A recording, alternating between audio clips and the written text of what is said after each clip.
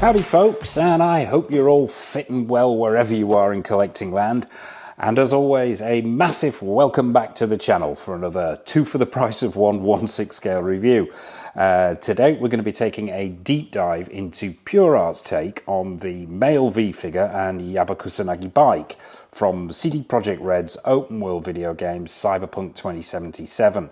As usual, we will have a quick look at these boxes, then it will be down onto the table for a look at the accessories that come with the male V figure, and then we will have a close-up look at both the figure and the bike, and we'll be wrapping the whole thing up with the usual showcase at the end. But before we dive in, a massive thank you to everyone who subscribes to the channel, and please drop a like on this video so more people can find Go Figure. And if you haven't already, please mash that subscribe and bell notification icon so you don't miss any of the good stuff coming up on the channel, and trust me, there's quite a lot of it. So, a little bit of background before we get into the boxes. There are 3 variants of these particular figures. Obviously, there's the bike, but you also get a female V figure as well as a male one. Really depends on the character that you pick in the game, V being the main protagonist.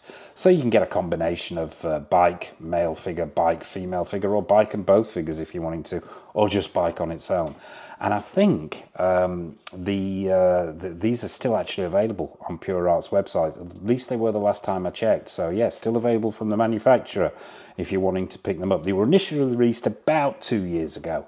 But yeah, that's enough of the background. Let's take a look at the boxes. Can't really do this simultaneously because these are, well, particularly the bike is a huge box. So what we'll do is we will move the bike box out the way and have a quick look at the V figure box first.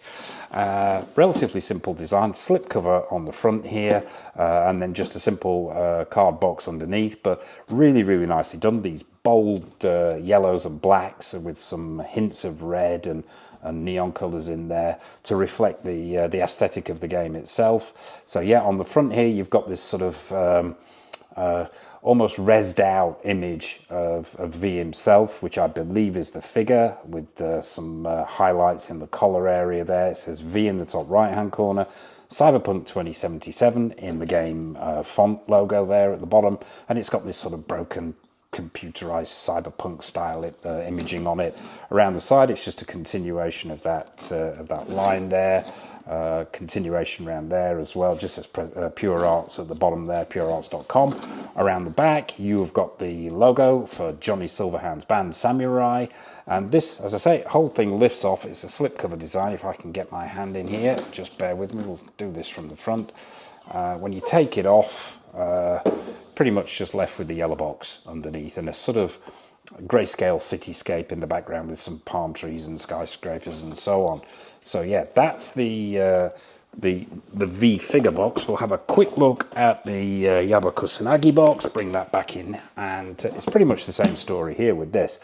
You've got an image of the bike on the front, you've got this slipcover design. This comes off sort of horizontally rather than vertically. We'll take it off, and it says Yaiba Kusanagi in the top right hand corner, Cyberpunk 2077. We'll just take this off in shot if we can get it off, and yeah, once again you've got that sort of scaled out image of the bike itself on the front. You've got the Samurai logo around the back, and the box itself is pretty much the same as the male figure box, with that cityscape on it as well. Cyberpunk 2077 on either side, and on this side you've got your warnings and credits and so on. Don't piss this figure off or it may steal your bike and all your credits. So that's the boxes. So what we'll do next is we'll dive down onto the table and have a look at all the accessories that come with your male V figure. Folks, so here we are down on the table as always with all the accessories that come with your Cyberpunk 2077 figure. We will start with the hands as we always do. There are 8 hands in total, 4 pairs. There's a pair already on the figure that we'll take a look at when we bring out. You've got a whole variety of hands going on here. You've got fisted hands, you've got gripping hands, but we'll take a look at a couple at random just to see what kind of quality we're looking at here. Yeah, overall, they look pretty good. I'll try and get these close in so we can take a look at the details. Yeah, you've got the skin texturing is pretty good. You've got bone work in there. There is an attempt at vein work as well.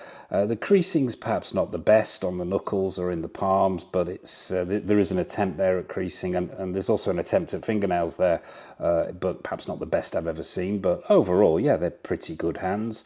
Let's do the flexibility test. Yeah, you're looking at a sort of medium here, so probably no need for hot water or hairdryer when using the accessories or swapping them out. But yeah, we'll have a quick look at some at random. You've got this gripping hand here, and the difference you've probably noticed already between the right and the left hand is these left hands actually have this sort of, how can I put this, this sort of carbon fiber stroke cybernetic implant thing going on with them in the palm there and at the base of the thumb.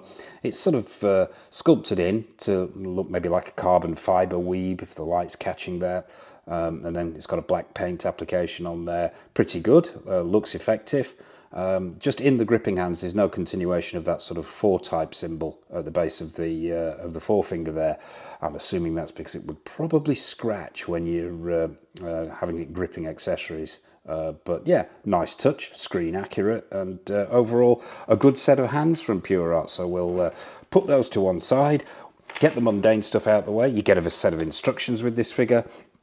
Regulars to the channel will know me and know that these instructions remain unopened. I do that bloke thing, open the box, take out the figure, start mucking around, don't read the instructions. Not well, sometimes I do, but on the whole, yeah, I'll just dash them to one side. So can't tell you what's in there as they're closed, but I would imagine it's a lot to do with the accessories and swapping out batteries and this arm and so on. But yeah, set of instructions if you need them.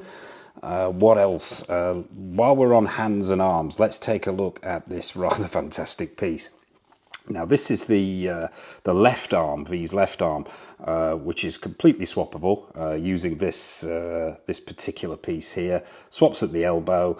You just simply slide it out, then you attach this to this end of the arm and then into the elbow joint itself. That's rather nicely done, actually. This sort of this flesh section of the elbow there. It's got a little bit of damage on there. Now, I don't know where that's come from. This came out of the box like that. I'm assuming that's probably something that went on in the in the factory, but it still works and it doesn't affect the figure and you can't see it. So yeah, that's the joint.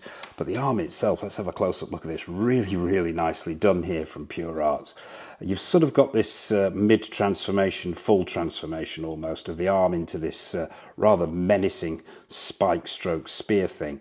And it's sort of they've captured it really well halfway through all the bits of flesh coming off and the cybernetic implant coming out. But what you've got here, some really, really nice paint applications and sculpt going on.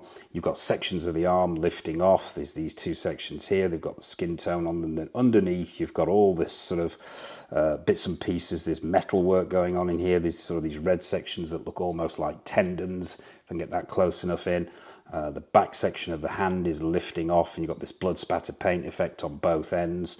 If I had to complain about this, maybe this section here, they don't appear to have continued the same quality of paint application, skin tone paint application there, and there's a bit of a crease down the middle of it. But that's probably just me being pedantic. On the whole, it's really, really nicely done. You've got a ball joint that attaches it there. There's no lateral movement, it's just up and down.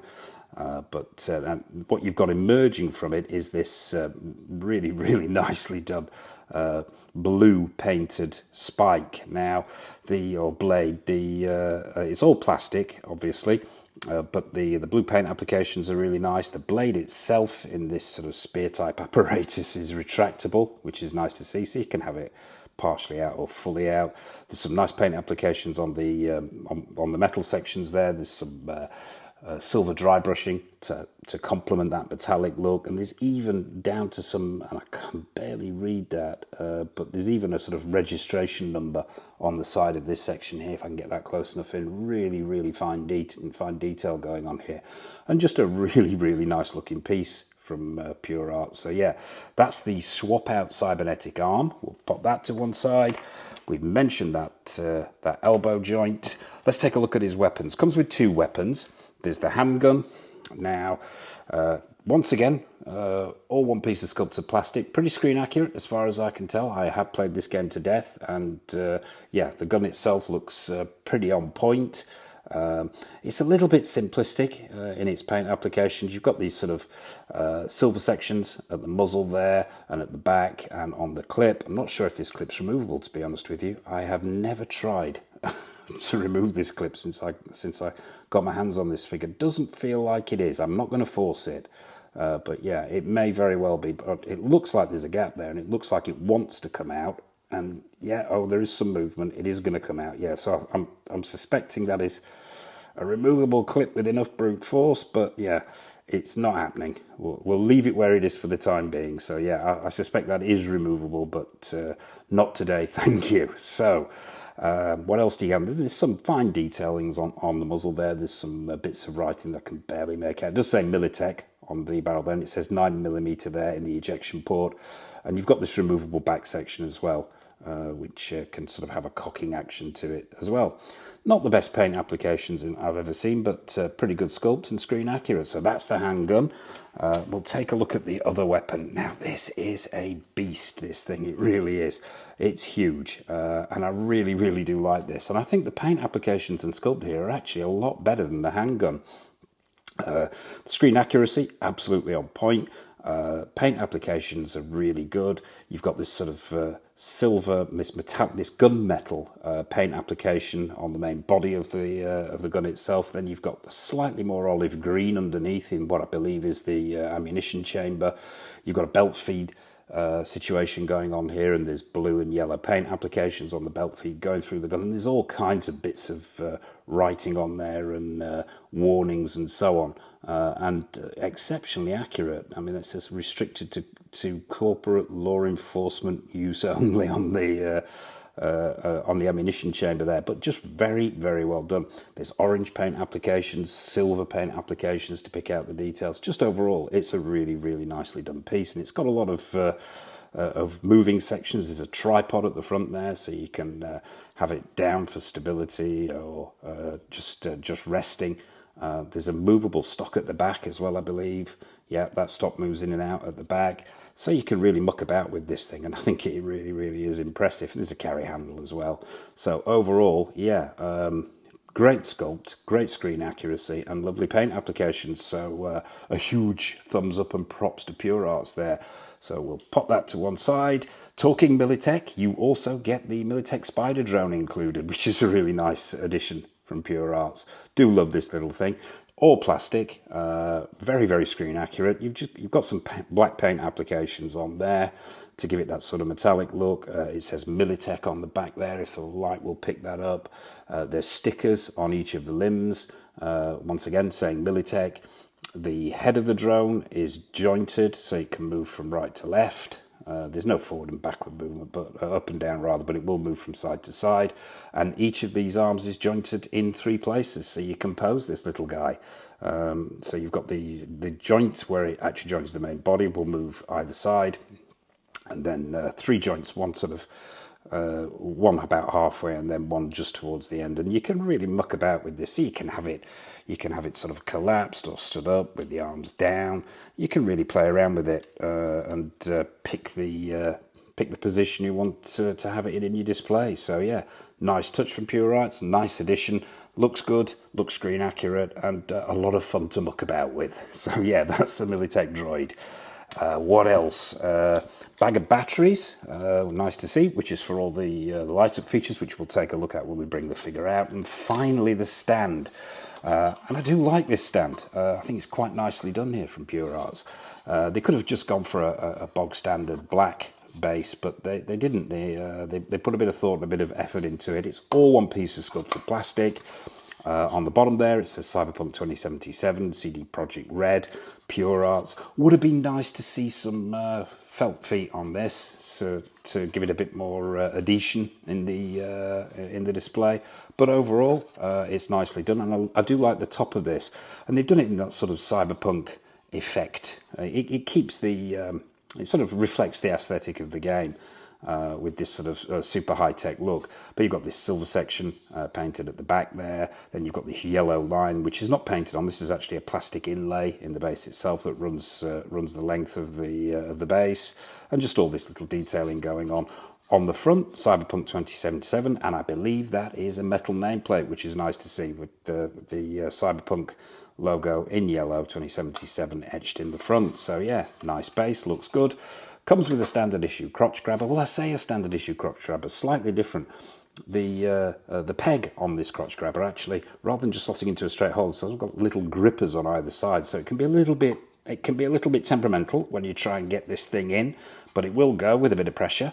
Yeah, there you have it. That's the crotch grabber and stand for your V figure. So that's all the accessories. So without further ado, let's bring out V himself and get him on this stand, get him onto the turntable and find out what he's all about.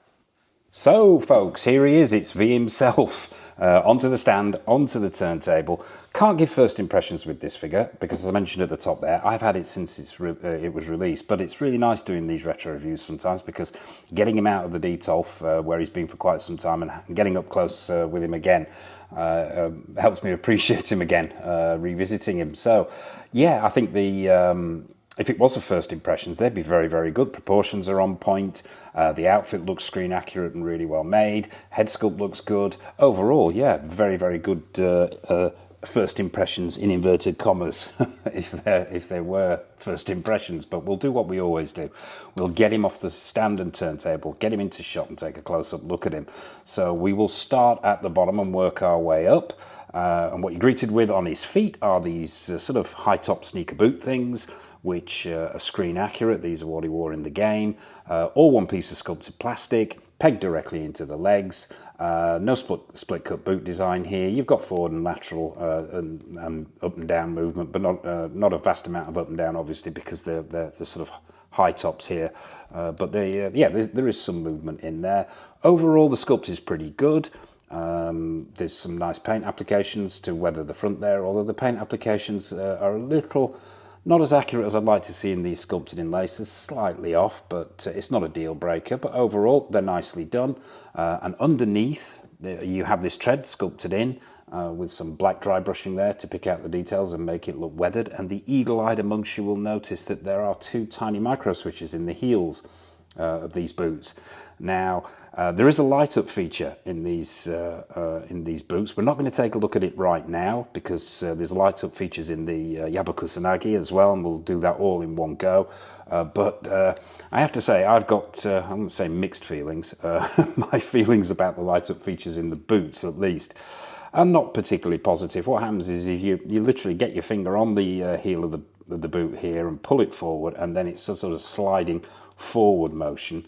Will actually remove the whole sole if it will come off of the boot itself. What you're greeted with is this little black section inside, and that hole there is for 3 tiny button cell batteries, the ones that we looked at in the accessories section.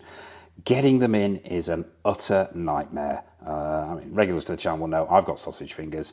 I use a pair of needle nose tweezers to try and get them in, but they fly out all over the place. But if you do manage to get them in the correct way, you simply slot this section back on to the boot itself, if it will go back on, and then you flip that tiny micro switch there, and you get this yellow LED light-up effect coming through the sole of the shoe. And I've got to be honest, I do not use that feature. Getting the batteries in is not a nightmare. Getting these soles off can be problematic. And as we know, button cell batteries don't last very long. So once you've got him in a pose in your display, if you're wanting to have lights on, you've got to take him out of the display, flip the switch, put him back in the display. Then probably 10 minutes later when the batteries run out, you're taking him back out again. You have, oh no, too much like hard work. This is not what I want with my 1/6 scale figures. It's a nice thought, but an utter nightmare. But moving swiftly on. These pants look screen accurate. The colour looks right. It's this sort of brown, this shade of brown, almost olive brown. Nice material. Feels like a high quality cotton. The stitch work is pretty good, if a tad on the large side. Just ever so slightly too large, I think, but it doesn't throw the figure out particularly, and they're really nicely made. The pockets are not functional, but the stitch work is good there. And overall, the fit and finish on those pants is very good. So moving up, we'll take a look underneath his jacket before we actually have a look at the jacket itself. Now, under the jacket, it's just a simple black cotton t-shirt, nicely stitched, screen accurate and on point. And once again, the eagle-eyed amongst you will notice that in here is another button cell battery compartment, a slightly larger one, and this is for the second of the two light-up features. Obviously, we'll take a look at all of those in one go. Slot a button cell battery in there. There's a wire that then runs round the back, underneath the jacket, and into this collar section. And there is a button built in, a very small button in this area here, which just slides up and down, which lights up the entire collar area around here. But as I say, we will look at that when it's time for lights out. So yeah, those are the light up features. I don't use that one either, to be honest with you, although it's not quite as fiddly and difficult to set up as the boot light up feature. It's not something for me. It really is, as I say, too much like hard work. But let's take a look at this jacket. Now, the jacket is really nicely done. I believe it's made out of pleather. It feels like pleather. I don't think this is real leather. If I am getting that wrong, please correct me in the comment section below, but I'm pretty certain this is pleather.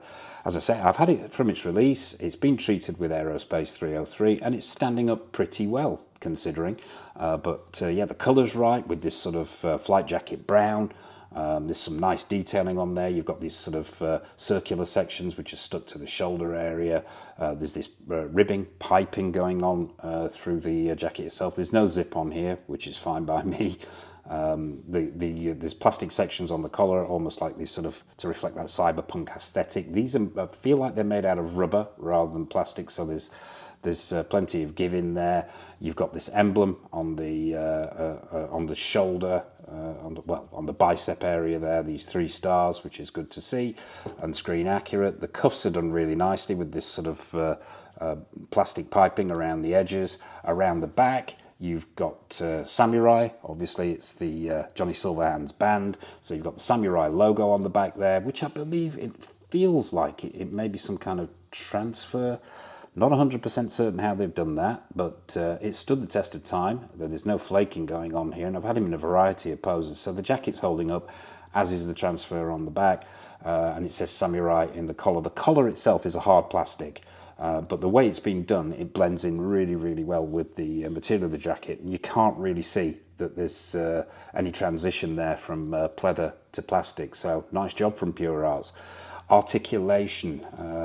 Oh yeah, forgot to mention there's a couple of other details here. You've got the crystal jack on the left lapel, and the pin badge, I believe, there as well for screen accuracy too. Let's have a quick look at the articulation. Knee joints. Don't think there's a double bend. Oh yeah, I could be wrong. Yeah, there's a double bend here at the knee, so it's a double joint there at the knee. Good to see. So it'll go all the way back. Plenty of movement there in the top of the leg there, so you can really go to town if you're wanting to go for the dynamic poses. Let's check the waist.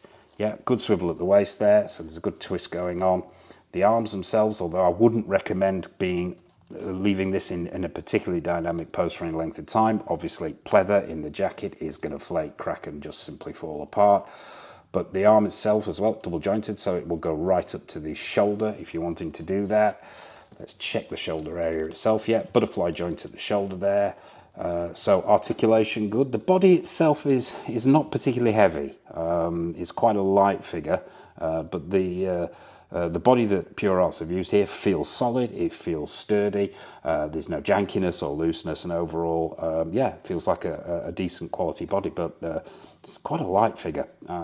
So finally, the head sculpt. Let's get this right into shot and take a close-up look.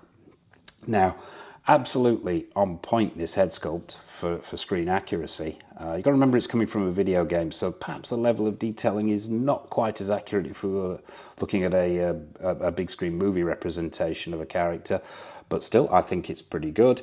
The sculpt, as I say, completely screen accurate, and they captured the likeness of the male version of V really well. The hair is sculpted nicely and painted well. This beard area it's not the best, I'll be honest. It's good, but it's a tad cartoony, this beard. It's more down to, I think, the paint applications on the sculpt are not brilliant, but they're okay. You've got the sculpted in double earring there, which is nice. The hair around the back is nicely gradiated where it's been shaved.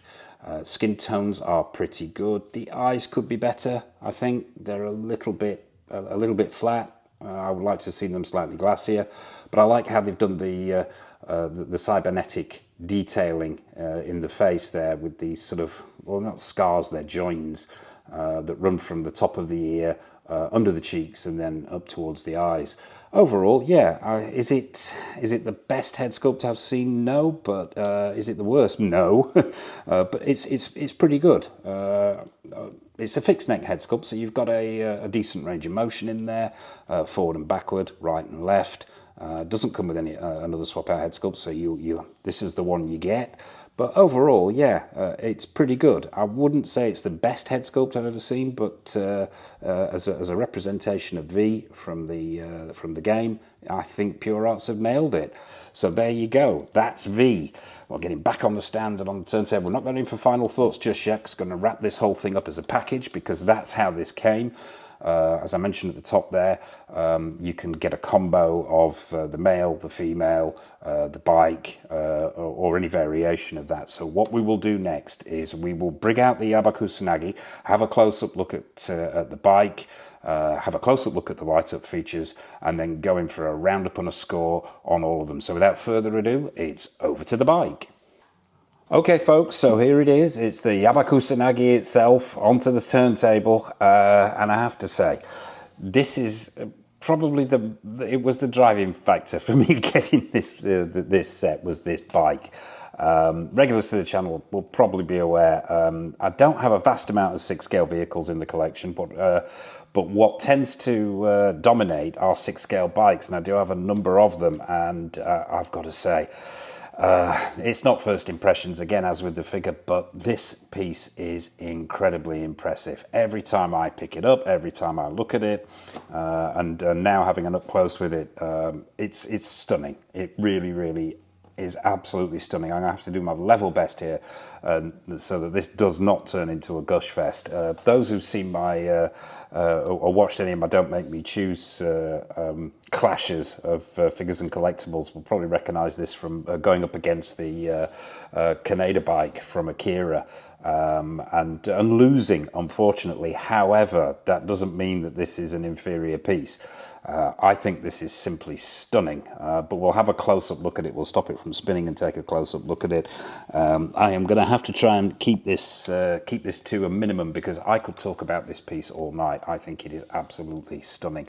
You're looking at a hell of a lot of die-cast here. It's a mixture of die-cast plastic and some rubber thrown in, but the vast majority is die-cast, so it weighs a ton, so be careful with it if you're thinking of picking it up.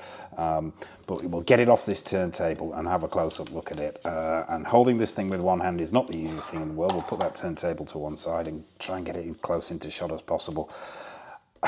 Where am I going to begin with this? I'm not going to cover everything, as I say, because we will be here all night. But yeah, you've got solid rubber tyres on this beast. You've got these paint applications and signage around the side, which looks phenomenal.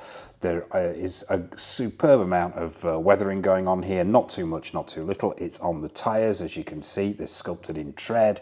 There's airbrushing on the hubs there, on the inside of the wheels with that blue colour, which looks stunning. And then it's complemented by this gold rim. It says Aurora on those tyres. These tyres spin, obviously. They're free floating.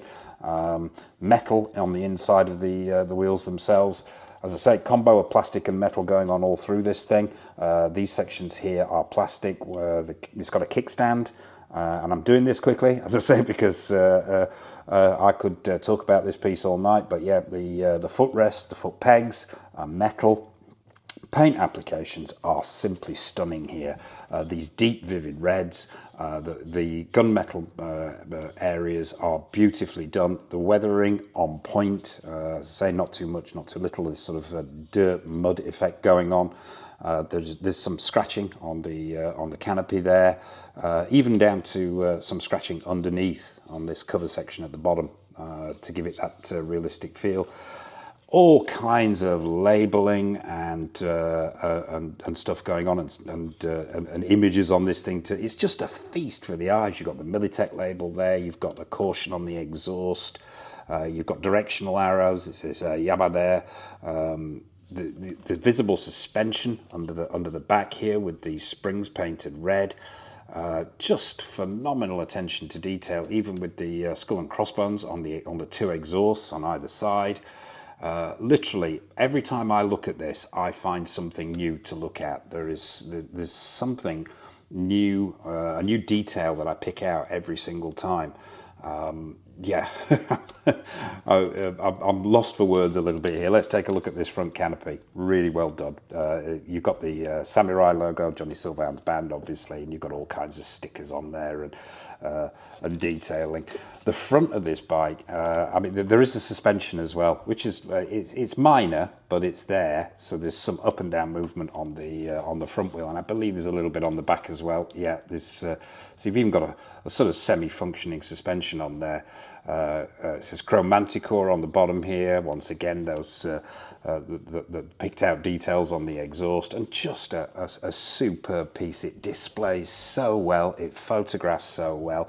When you pick it up, it just feels incredibly well made, incredibly detailed, and just looks beautiful. I'm just gonna let you feast your eyes on this beauty. I absolutely love this. I really do. I think it's up there with one of the best 6-scale vehicles I've got in the collection.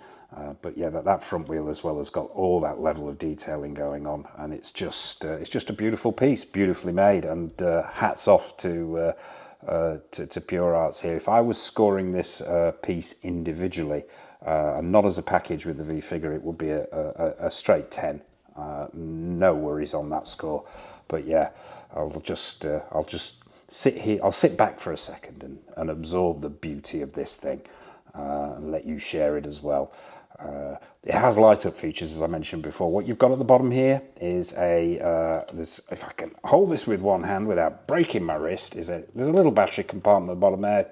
Slot in 2 AAAs. And then I'll bring it round and try not to drop it. What you've got here is a beautifully concealed button in what I believe looks like some kind of fan area here. Maybe it's part of the cooling system for the bike, but that center there is a button. You press that button there, and the light up sections are the front light here. You're not probably going to see much in this light because we are going to dim the lights next, but yeah, you've got front headlights that I'll try and just lower this down. You've got an LED on either side and 2 at the front. Bringing it round, probably won't be able to see it in this light, but there is a light up display dash down there, but we'll see that better when we actually dim the lights. And the rear lights come on as well. So yeah, that's the light up features. But yeah, there you have it. That is the Yaiba Kusanagi, courtesy of Pure Arts, and I love it. I absolutely love it. Can't get enough of this piece. I think it's phenomenal. So what we will do next is we will bring out the V-figure, we'll kill all the lights, and we'll take a look at how both these pieces look with their light-up features on. Okay, so lights dimmed, well, as much as they can be dimmed. It's the middle of the day.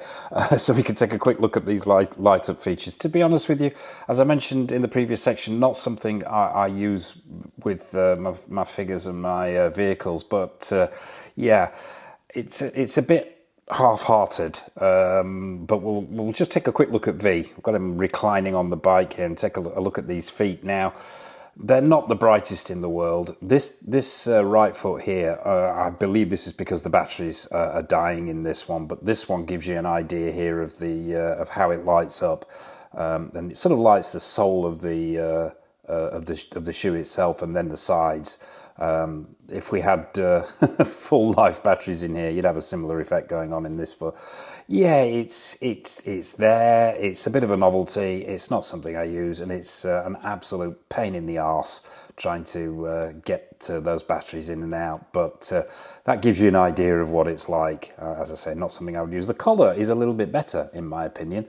I think that really does. It throws off some bright light. It really. It gives it that cyberpunk feel, and yeah, out of the two features, I think the light up collar most definitely wins. But once again, not something I use in the display because, as I say, too much like hard work.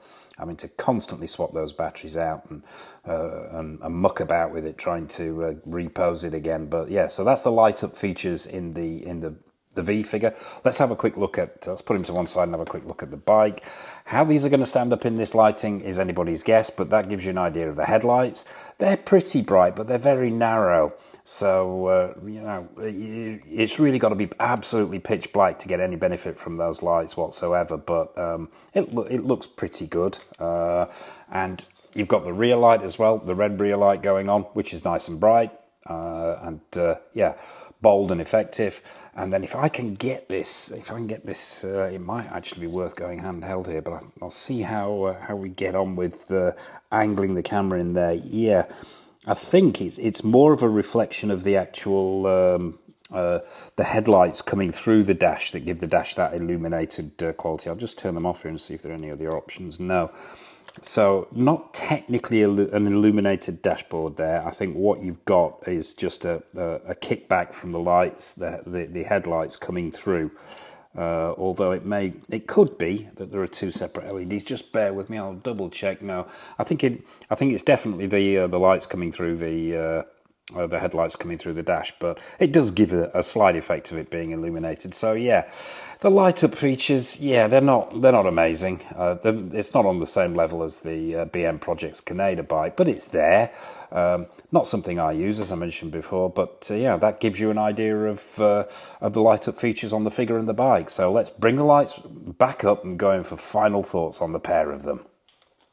Okay, so it's lights back up and it's time for final thoughts and probably more importantly, a final score. Final thoughts. Well, the bike. What can I say? The bike I think is simply superb. I think there are a few issues maybe with the figure. The figure perhaps doesn't quite match the quality of the bike. The outfit on the figure is very, very good. Tailoring is pretty good. The body, the body feels a little bit cheap. It's not loose or janky or anything like that. It just doesn't feel as though the figure is made to quite the same high standards that the bike is. The bike, simply superb. The engineering, the paint applications, the metalwork, the screen accuracy, just everything about the bike is absolutely on point. The light up features are a bit negligible on the bike. That's probably a downside, but I don't use them, so it doesn't concern me that much. Scoring these two is really, really difficult because they came as a pair, but giving them a joint score out of 10. Well, what I'm going to do actually is I'm going to score the bike separately and the figure separately and then combine the two scores.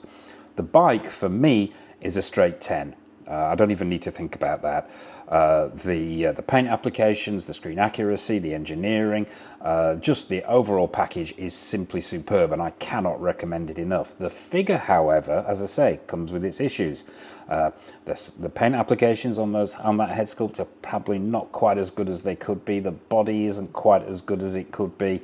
The figure for me is probably an 8. But the bike is a definite 10, so what we'll do is we'll go with a 9. For the overall package, a 9, but for the figure on its own, it's an 8. For the bike, it's a straight up 10. So there you have it. That is the V figure from Cyberpunk 2077 and the Yaiba Kusanagi bike, courtesy of Pure Arts. So what are your thoughts on this particular piece? Is it something that you have in your collection? Do you have the V figure? Do you have the bikes? What are your thoughts on Pure Arts? What are your thoughts on Cyberpunk 2077? Nothing's off menu. Please drop a comment in the comment section below. I would be fascinated to hear your take on all this. And what's coming up on the channel? We have a raft of stuff. We've got 6-scale figures. We've got quarter-scale figures and statues. We've got stuff from Pure Arts, from Hot Toys, from Susu Toys, from Present Toys. We have Premiere Toys stuff coming in as well. We've got a load of retro reviews, new stuff, and of course we will be having more episodes of Don't Make Me Choose, where I take two comparable collectibles or action figures, stage a title bout and let the two of them duke it out and find out which one stays and which one has to hit the highway. So yeah, more episodes of that coming up. So please don't forget to mash that subscribe button and bell notification icon so you're not missing any of the good stuff coming up on the channel. And I suppose all it remains for me to say is, from the Yaiba, Kusanagi and V, thank you for watching. Take care of yourselves. Happy collecting, and it's over to the showcase.